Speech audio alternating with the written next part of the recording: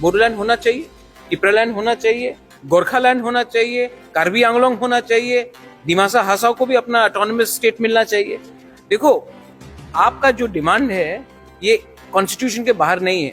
अगर constitution of India लिखता है कि सिर्फ अगर बोडोज, तिप्रासाज अलग राज्य के बारे डिमांड करेगा तो वो असंवैधानिक है, तब आप वो संविधान से हटा दीजिए।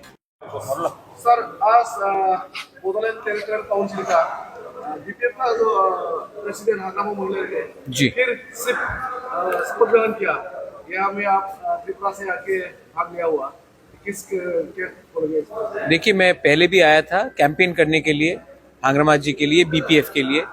बहुत लोगों ने मुझे फ़ोन करके कहा था कि मत आओ, अच्छा नहीं रहेगा। लेकिन मुझे लगता है कि अगर हमारे बोडोस, जैसे हम लोग तिप्रासाज हैं, दिमासाज हैं, अगर हम लोगों को एक होना है तो बोडोलैंड को दिसपुर नहीं चलाएगा, कोकराझार चलाएगा। और उसके लिए आपको एक स्ट्रांग लीडर चाहिए। इसके लिए मैंने कैंपेन किया था और ये विक्ट्री के बाद मैं बहुत खुश हूँ कि हांग्रमा जी ने मुझे यहाँ में निमंत्रण दिया, मैं आया।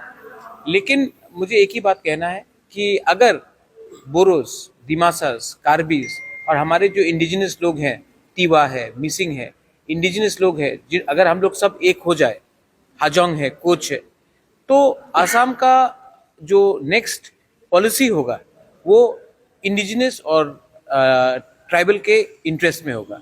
इसके लिए हमें एक होना है। अगर हम एक नहीं होंगे, अगर हमारे पास स्ट्रांग लीडरशिप नहीं होगा, तो आस्ते आस्ते जो इंडिजिनस लोग हैं, हमारा अधिकार, हमारा कल्चर, हमारा लैंग्वेज और हमारा पूरा इतिहास आसाम से मिट जाएगा।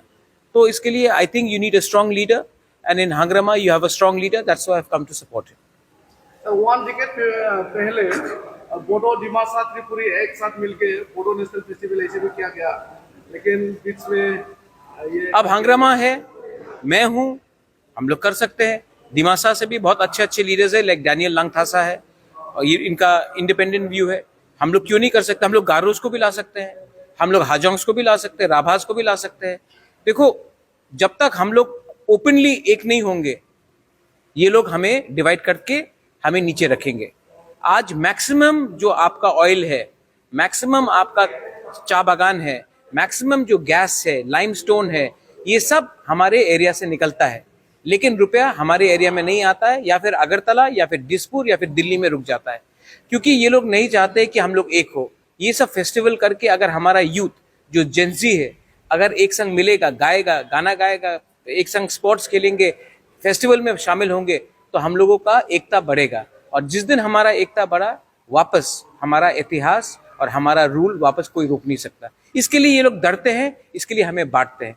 हमको समझना है कि हमारा फाइट अपने लिए है या अपना नेक्स्ट जनरेशन के लिए है।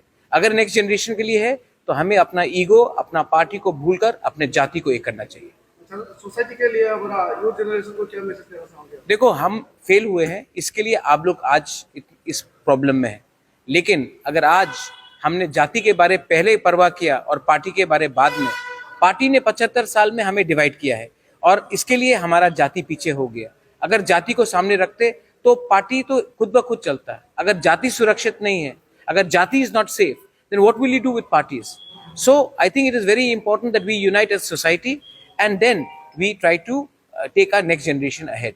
And for that we have to shed our egos and we have to come together as one Northeast. बुनसु बोडोलैंड डिमांड कर रहा है, बुनसु के आप क्या मैसेज देना चाहिए? बोडोलैंड होना चाहिए, टिप्रालैंड होना चाहिए, गोरखालैंड होना चाहिए, कार्बी आंगलोंग होना चाहिए, दिमासा हासाओ को भी अपना ऑटोनमस स्टेट मिलना चाहिए।